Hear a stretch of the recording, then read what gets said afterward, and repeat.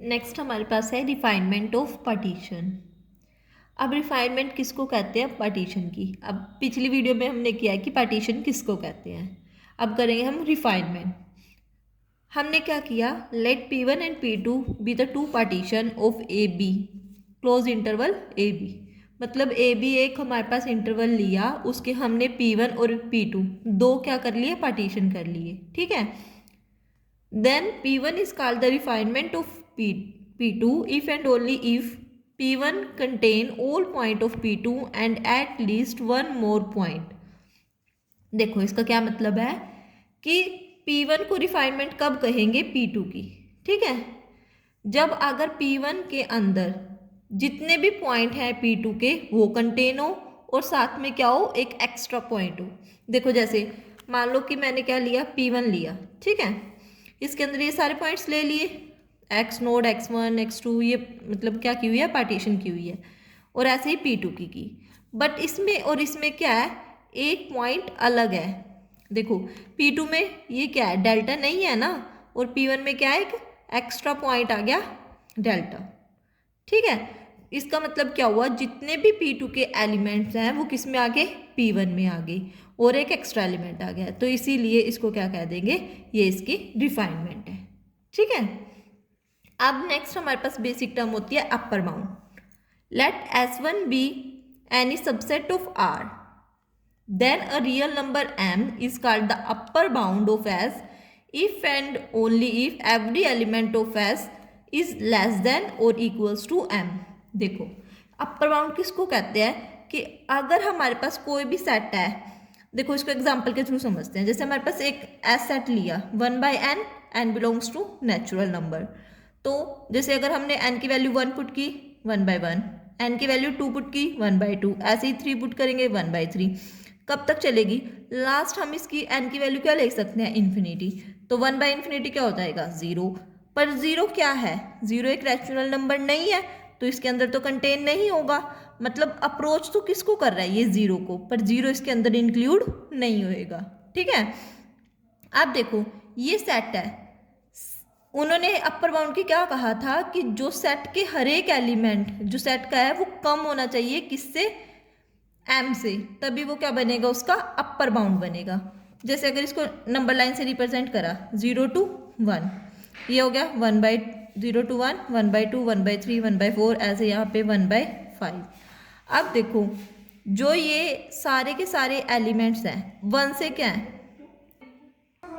अब देखो ये 1, 1/2, 1/3 ऐसे हो गया।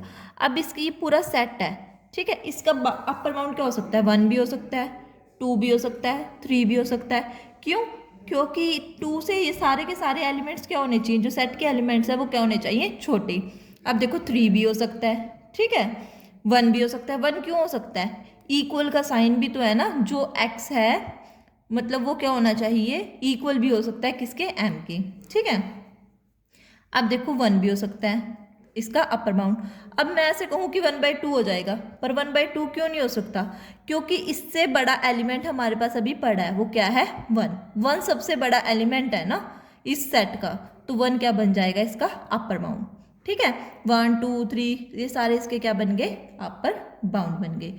अब देखो अपर बाउंड में जो सबसे छोटा एलिमेंट होता है लीस्ट अपर बाउंड, मतलब अपर बाउंड हमारे क्या बने? काफी सारे, 1, 2, 3, 4, और जो सबसे लीस्ट है मतलब सबसे छोटा है उसी को हम क्या बोलते हैं? सुप्रीमम, या फिर उसी को क्या बोलते हैं? Least upper bound. वो हमारे पास क्या आ जाएगा? 1, ठीक है। अब एक चीज इंपॉर्टेंट है इसमें कि जो सुप्रीमम है मतलब सुप्रीमम है वो जरूरी नहीं होता कि वो बिलोंग करे सेट से ही, कई बार बिलोंग कर जाता है और कई बार सेट के अंदर नहीं होता, ठीक है। जैसे मान लो मैंने एक एग्जांपल लिया एस का, जो सेट है वो मैंने क्या ले लिया? -1/n, मतलब पहले सिंपल क्या था? प्लस का 1/n, अब मैंने क्या लिया? माइनस का 1/n। अब मैंने क्या रखा? वैसे ही 1, 2, 3 वैल्यू पुट की, ठीक है। अब देखो क्या होगा? वही फिगर बनाएंगे हम 0 से लेके 1 तक। अब इसमें देखो ऐसे ही -1 to इन्फिनिटी जाएगा, तो ये क्या बन जाएगा? 0, ठीक है। पर 0 इंक्लूड नहीं होगा, ये हम पहले डिस्कस कर चुके हैं। अब देखो इसका अपर बाउंड क्या बनेगा, इसका अपर बाउंड बनेगा 0। क्यों? क्योंकि हर एक एलिमेंट उससे ही तो छोटा है। अब 1/2b माइनस 1/3b, इससे क्या है, सारे छोटे हैं। 1 भी बन सकता है, 2 भी बन सकता है। अब देखो मेन तो क्या बनेगा इसका 0, पर 0 सेट के अंदर बिलोंग कर रहा है, नहीं कर रहा। क्यों? क्योंकि नेचुरल नंबर था। इसीलिए ज़रूरी नहीं होता कि जो सुप्रीमम हो वो हमें सेट के अंदर मतलब बिलोंग करे, कई बार ये बिलोंग नहीं करता। ठीक है। अब नेक्स्ट हमारे पास टर्म आती है upper bound, sorry lower bound. ठीक है, लोअर बाउंड में इससे अपोजिट है कि जितने भी सेट के एलिमेंट होंगे वो हमेशा क्या होंगे, ग्रेटर होंगे किससे, m से। ठीक है, या तो इक्वल होंगे या क्या होंगे, ग्रेटर होंगे। पर अपर बाउंड में क्या था कि सारे के जो सेट है उसके एलिमेंट क्या होने चाहिए थे, छोटे। पर जो लोअर बाउंड है उसमें क्या होंगे, सारे के सारे जो सेट के एलिमेंट्स होंगे वो क्या होंगे, बड़े होंगे। अब देखो इसको भी एक एग्जांपल के थ्रू समझते हैं। सिमिलरली जैसे पहले फर्स्ट का एग्जांपल लिया था, वही हमने सेट उठाया 1/n का, वही है, सेम वैल्यूज पुट की। अब देखो ये हमारे पास सेट है, जब हम इसका अपर बाउंड निकाल रहे थे तो हमारे पास क्या आया था, 1। क्यों? क्योंकि सारे के सारे सेट के एलिमेंट्स क्या होने चाहिए थे, उससे छोटे होने चाहिए थे। अब हम बात करेंगे लोअर बाउंड की। अब देखो लोअर बाउंड में क्या होना चाहिए, जितने भी एलिमेंट्स हैं वो क्या होने चाहिए, बड़े होने चाहिए। तो इसका मतलब ये क्या आ जाएगा, इसका 0 आ जाएगा ना इसका लोअर बाउंड, क्योंकि जितने भी सेट के एलिमेंट है, अब देखो 0 से तो क्या है, सारे बड़े हैं ना, तो लोअर बाउंड इसका क्या हो जाएगा 0 और अपर बाउंड इसका क्या हो जाएगा 1। अब जैसे if no real number exist then the set is called non bounded और बाउंडेड बिलो, कि अगर हमें कोई भी लोअर बाउंड नहीं मिलता तो हम उसको क्या बोलते हैं, नॉन बाउंडेड या बाउंडेड बिलो।